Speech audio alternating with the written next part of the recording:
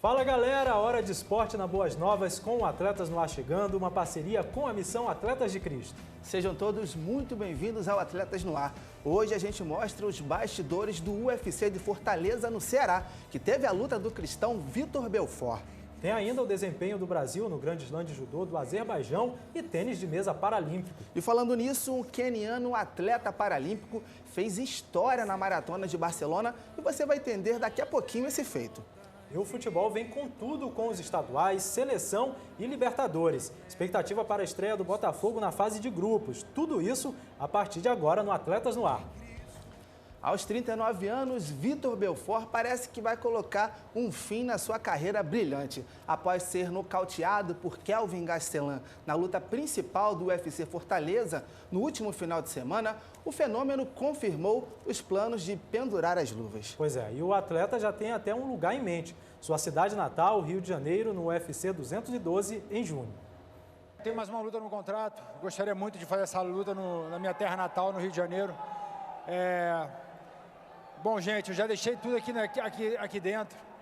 Tenho certeza que a minha segunda jornada vai ser algo maravilhoso. Eu quero finalizar essa última luta, lutando na minha cidade natal, no Rio de Janeiro. Muito obrigado. Desculpa a todos aí, desapontamento aí, mas faz parte. Outro veterano que entrou em ação neste final de semana foi Maurício Shogun Rua. Diferente do compatriota, a lenda nocauteou o norte-americano Jim Valante no começo do terceiro round e emplacou pela primeira vez na carreira a terceira vitória consecutiva. Após a luta, Shogun agradeceu a Deus pelo triunfo. Primeiramente, eu quero agradecer a Deus por me dar a coragem de subir aqui em cima e também por Deus fazer eu subir aqui da minha melhor.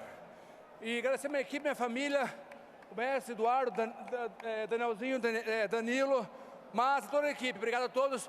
E realmente eu encaro cada luta como um sonho. Eu acho que, graças a Deus, já realizei muitos sonhos da luta, mas eu tenho muitos mais sonhos a realizar ainda. Quem também venceu no UFC Fortaleza foi Edson Barbosa, com um nocaute espetacular. Ele também usou a fé para agradecer por mais uma vitória na carreira, além de falar das dificuldades do confronto contra o iraniano Beniel Dariush. Primeiramente, eu quero agradecer meu Senhor e Salvador Jesus Cristo por toda a graça, por ter me salvado. E realmente, no início ali eu senti boa dificuldade, mas rapidinho eu consegui, no segundo round principalmente, eu consegui pegar a distância ali, estava indo melhor. Sabia que ele ia entrar ali com a cabeça baixa. Eu treinei muito isso com o meu treinador de Muay Thai, o Anderson, e funcionou. Com uma performance dominante, o brasileiro Alex Cowboy Oliveira usou seu jogo de quedas e conseguiu finalizar Tim Means na polêmica revanche. O brasileiro era só alegria após o combate. Fortaleza, estou aqui falando para vocês! Eu amo vocês! Meu irmão, aquela luta não foi para acontecer porque foi 3 minutos de round, não demonstrou meu potencial. Agora teve revanche, é a primeira vez que eu faço uma revanche na minha vida, na minha carreira todinha. E pegando com ele, meu time, meu irmão. É o cara de nome. Ele era o top 15 antes. E lutando com esse cara, meu irmão. Maior satisfação. Esse ano lutando no Brasil. E aqui em Fortaleza fazendo a revanche que eu nunca vi na minha vida. Mostrei que eu posso esquecer, meu irmão. Eu sou Alex Cowboy! O Brasil terminou o Grande Slam de Judô de Baku, no Azerbaijão, em 6º lugar na classificação geral.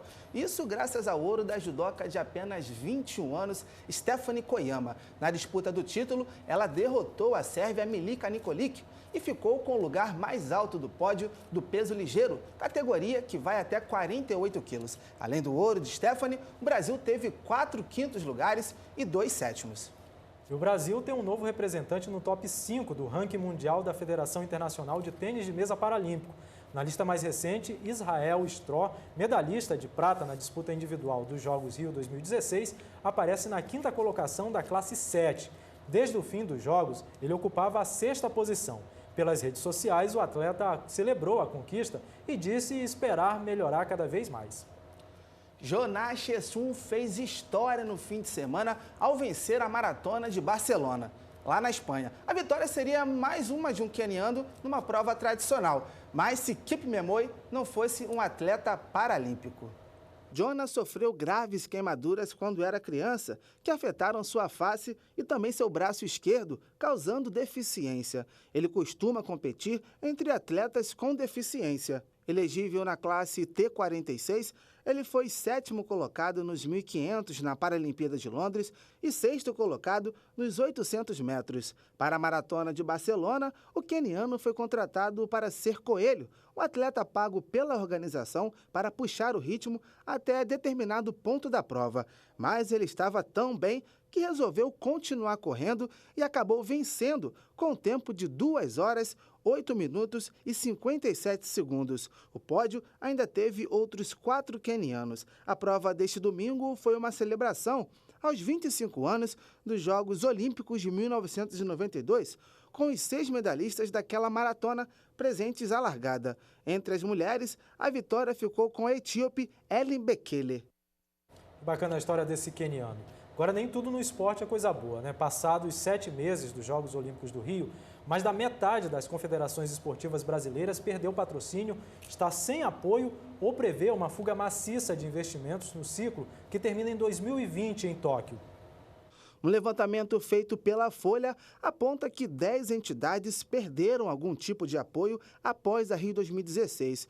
Ou, ao longo do ano, já não possuíam patrocínio nem têm expectativa de obtê-lo. Outras 7 vivem situação de impasse, sem saber se terão vínculos com importantes empresas estatais renovados para os próximos anos. Apenas 5 das confederações consultadas disseram ter mantido ou acrescentado patrocinadores à sua lista.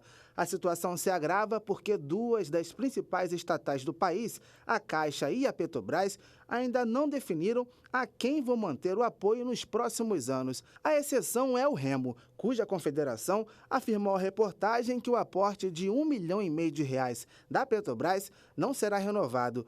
Os investidores têm retirado os projetos, sobretudo por 2 motivos: crise financeira e fragilidade administrativa das confederações. Uma pena, né, Webert? O Brasil, um celeiro de grandes atletas, tendo que conviver com isso logo após a Rio 2016. Né? Pois é, tanto dinheiro gasto para fazer esses equipamentos e agora as confederações sem dinheiro para manter os atletas. Uma pena. Pessoal, a gente vai fazer uma pausa e na volta tem futebol com o início do nosso giro pelos estaduais. E também a decepção com a roubalheira no maior símbolo do futebol brasileiro, Maracanã. A gente volta já.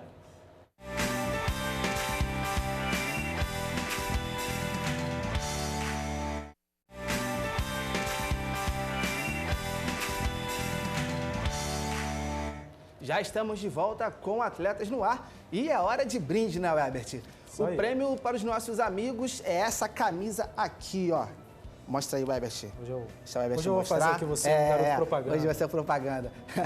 E a felizarda que vai levar essa camisa é a Angélica Lima. Aí, Angélica, muito parabéns para você e fica ligado aí no seu Facebook que a gente vai entrar em contato para poder pegar os seus dados aí e enviar esta linda camisa. Isso aí. Você que está assistindo também pode participar. É molinho. Basta curtir e compartilhar as nossas publicações lá no facebook.com/Atletas no Ar ou ainda mandar mensagens para o nosso WhatsApp, DDD 21 97986 4957. A vitória histórica do Barcelona sobre o PSG pela Liga dos Campeões foi sensacional, mas teve polêmica. O pênalti que resultou no 5º gol do time espanhol foi bem contestável. E a esposa do meia Di Maria, a Jorgelina Cardoso, botou mais lenha na fogueira. Em sua conta no Instagram, ela postou a seguinte imagem, que é um dos personagens do seriado Os Simpsons, dando a entender que o juiz da partida teria sido subornado para beneficiar o Barça. Aí não pegou bem essa postagem, né? Ela chegou até a apagar essa mensagem que ela colocou no Instagram, mas já era. Os jornais do mundo todo reproduziram o desabafo. O Tribunal de Contas do Estado do Rio concluiu, após investigações, superfaturamento da obra de reforma do estádio do Maracanã em 211 milhões de reais em valores atuais, segundo revelou o Fantástico da TV Globo. Os recursos foram desviados em serviços e produtos. O tribunal determinou a suspensão dos pagamentos às empreiteiras em outros contratos com o governo do estado do Rio. As investigações apontam termos aditivos suspeitos e gastos em duplicidade. Ao todo, o contrato teve 16 termos aditivos. A reforma foi feita pelo consórcio Maracanã, vencedor da licitação e formado pelas empresas Odebrecht, Andrade Gutierrez e Delta Engenharia. O orçamento original foi elevado de 700 milhões para 1 bilhão e 200 milhões de reais. Segundo o Fantástico, os documentos do TCE mostram que as irregularidades na reforma teriam começado no projeto básico.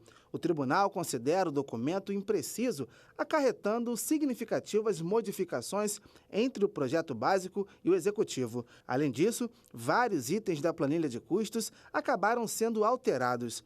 A reportagem diz ainda que o Ministério Público do Estado do Rio de Janeiro entrou na última sexta-feira com uma ação civil pública para responsabilizar as empresas responsáveis pela reforma e mais 9 pessoas ligadas ao governo, à época por improbidade administrativa.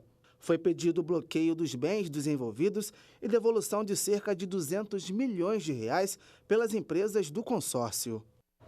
Chegou a hora de conferir os estaduais e a gente começa pelo Campeonato Mineiro. O Cruzeiro chegou a sentir o gostinho de ser líder depois de vencer o América no domingo. Mas ontem, quando o Atlético entrou em campo, retomou a liderança do rival. O Galo goleou o Tupi.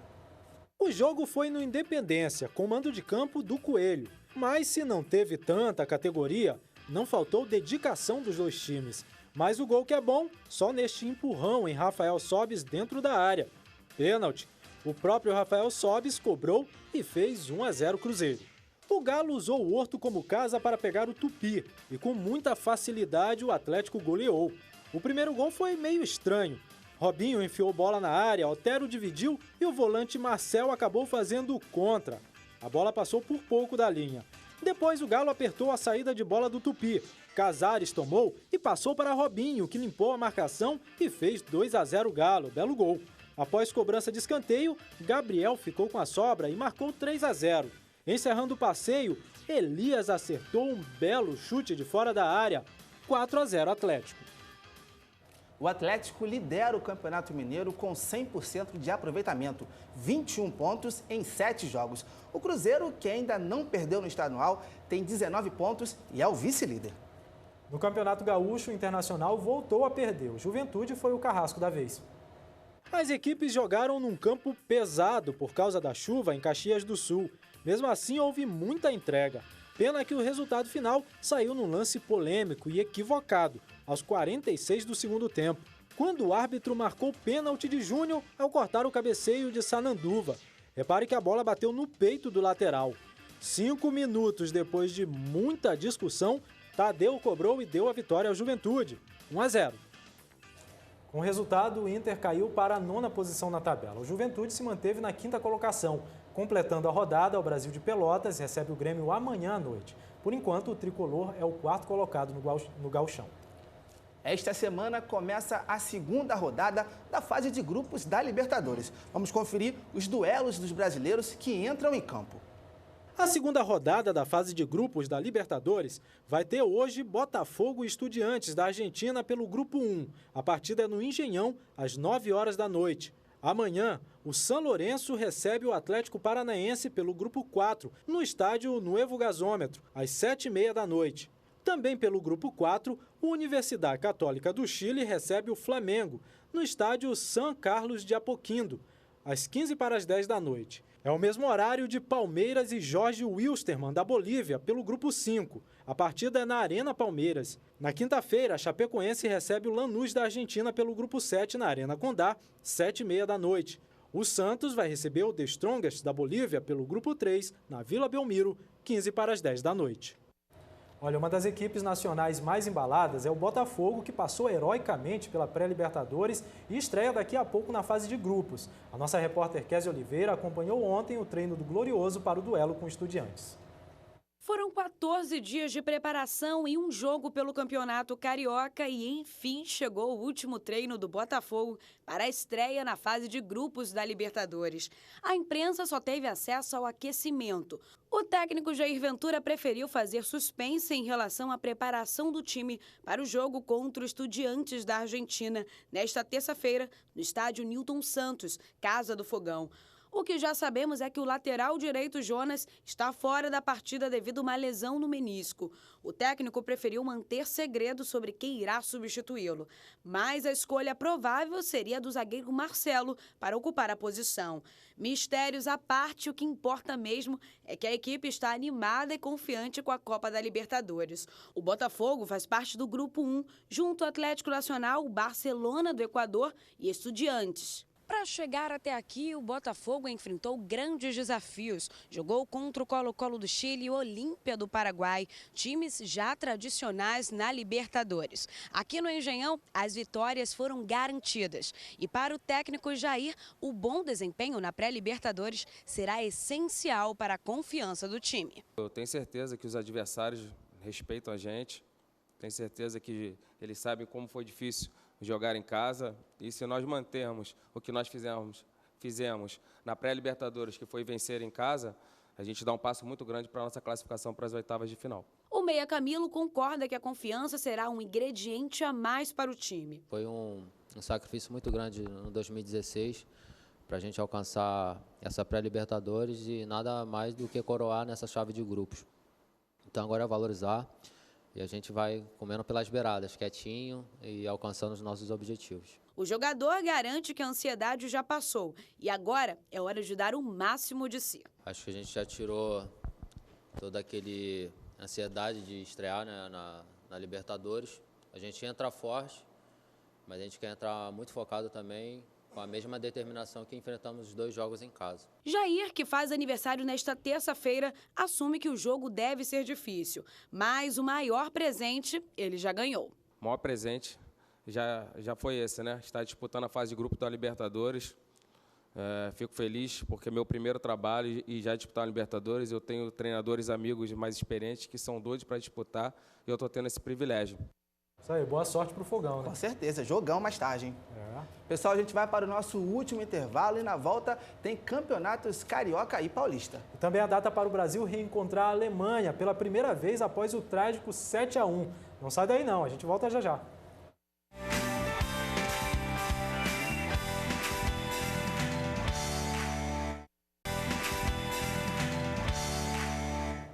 Atletas no ar de volta, agora com o Campeonato Paulista. O Palmeiras venceu o São Paulo num clássico de golaços e falha do goleiro tricolor. O Corinthians empatou na rodada e o Santos também goleou. O Santos levou um time de praticamente só reservas para o duelo com o São Bernardo no ABC. De titulares mesmo, só Vladimir e David Braz. E apesar da pressão inicial dos donos da casa, a estratégia santista deu certo e o Peixe goleou. Rafael Longini mandou na trave e na sobra Bruno Henrique fez. No escanteio, Geandro empatou. Daí pra frente só o Santos marcou. Na sobra do pênalti que ele mesmo havia cobrado, Bruno Henrique colocou o Peixe na frente de novo. Na bola atravessada na área, o camisa 27 marcou mais um. Fechando a conta, Vladimir Hernandes cruzou e Rafael Longini escorou para a rede. 4-1 Santos. Em Campinas, Ponte Preta e Corinthians não saíram do empate. A Macaca saiu na frente com Lucas, que cobrou falta no cantinho, mas o goleiro Cássio deu o bote errado na bola. Meio que vacilo, né? Mesmo sem muita criatividade, o Timão chegou ao empate com o zagueiro Léo Santos, 1-1. No sábado, a Arena Alviverde recebeu o clássico Palmeiras e São Paulo, que até equilibrou o duelo no início da partida, mas logo o Verdão passou a dar as cartas. E quando abriu o placar, foi com o senhor golaço. Egídio roubou a bola na esquerda, Dudu recebeu e emendou dali mesmo, por cobertura. Que golaço! E olha que não parou por aí. Tietê recebeu da entrada da área, ajeitou para a canhota e mandou um chutaço. Que belo gol! E saiu dando recado. Deu para entender? Ele disse, eu não, Deus. É, moleque esperto. Encerrando a contagem, põe na conta de Denis, que deu mole nessa saída. Alejandro Guerra marcou 3-0 Palmeiras. Pela primeira rodada da Taça Rio, o segundo turno do Campeonato Carioca, o Flamengo aplicou uma sonora goleada em cima da Portuguesa. O Fluminense também derrotou o Boa Vista com o time reserva. Já o Vasco ficou só no empate com o Macaé na estreia de Luiz Fabiano. Jogando no Engenhão, o Cruz Maltino não conseguiu superar o Macaé. Nenê recebeu na entrada da área, driblou o marcador e chutou bonito de direita. Zotti cruzou e Hudson arrematou de cabeça, 1-1. Virada do Macaé. Rafinha recebeu passe na medida e bateu no canto de Martin Silva. Guilherme levantou na cabeça de Luiz Fabiano, o goleiro defendeu e no rebote Rodrigo estufou as redes, 2-2. Boa Vista e Fluminense em Bacaxá. Richarlison foi avançando pela direita, puxou para a canhota e bateu pro gol, 1-0 Flusão. Pedro deu um passe açucarado para Renato, que ajeitou e soltou a bomba, 2-0 Tricolor. No sábado, o Flamengo atropelou a Portuguesa no Raulino de Oliveira. Juan passou de calcanhar para Leandro Damião, que dominou, girou e bateu, 1-0. Rodinei fez ótimo lançamento para Damião, que cabeceou para o chão, como manda o protocolo, 2-0. Marcão subiu livre e diminuiu para a Portuguesa. Mas o dia era mesmo de Damião. Luciano defendeu o cabeçalho de Viseu, mas o artilheiro, com fome de gol, fez o terceiro dele na partida. Matheus Sávio cruzou e Juan subiu mais que o marcador para guardar. Já nos acréscimos, Lucas Paquetá cobrou falta com extrema categoria e fechou a conta. Flamengo 5, Portuguesa 1. E o Brasil é líder do hexagonal final do Sul-Americano Sub-17 no Chile. Ontem, a equipe goleou o Equador. O Brasil praticamente não foi incomodado pelo Equador. Já vencia por 1-0 aos 18 minutos, quando o atacante do Flamengo, Vinícius Júnior, completou o cruzamento de Everson. Aos 29, Lincoln deu um passe açucarado para o camisa 11, que de frente para o goleiro mandou entre as pernas do arqueiro equatoriano. E no início do segundo tempo, Vinícius Júnior serviu Lincoln, que não desperdiçou. 3-0 Brasil. Já se passaram quase 3 anos desde o fatídico 7-1 da Alemanha sobre o Brasil na Copa de 2014. Hoje as duas seleções vivem momentos bem diferentes, mas aquela partida jamais será esquecida. Pelo menos podemos tentar diminuir o vexame dentro de campo. E já a data marcada para um reencontro com nossos carrascos do Mineiraço. 27 de março de 2018. A data já está certa, segundo a CBF. Esse é o dia em que a seleção vai ter a chance de rever o time responsável pelo pior vexame de nosso futebol. O time hoje comandado por Tite vai jogar um amistoso no Estádio Olímpico de Berlim. Aliás, foi o próprio técnico Tite quem pediu o duelo como um desafio de peso antes da Copa do Mundo da Rússia, ano que vem. As duas federações marcaram um duelo para uma data FIFA após a disputa das eliminatórias. A CBF já planejava marcar o amistoso desde o ano passado. Como o Brasil disputa as eliminatórias para a Copa de 2018 na Rússia, tem vários jogos contra times sul-americanos. Por isso, a confederação pretendia variar o estilo do adversário. E nada melhor do que uma das seleções mais tradicionais da Europa. Sem falar na motivação de chegar à Rússia com uma boa vitória sobre os alemães. Já pensou? Pessoal, Atletas dessa semana vai ficando por aqui, mas você pode falar com a gente sempre pelo e-mail atletasnoar@boasnovas.tv e também pelo WhatsApp no DDD 21 97986 4957. Não deixe de visitar o site da Missão Atletas de Cristo no endereço atletasdecristo.org, onde você encontra também a loja virtual. Curta também a nossa página em facebook.com/atletasnoar. Um abraço, até semana que vem. Fique com Deus. A ser grato tanto nas derrotas e vitórias, atleta de Cristo sou. Em Cristo, tudo em minha vida dá certo.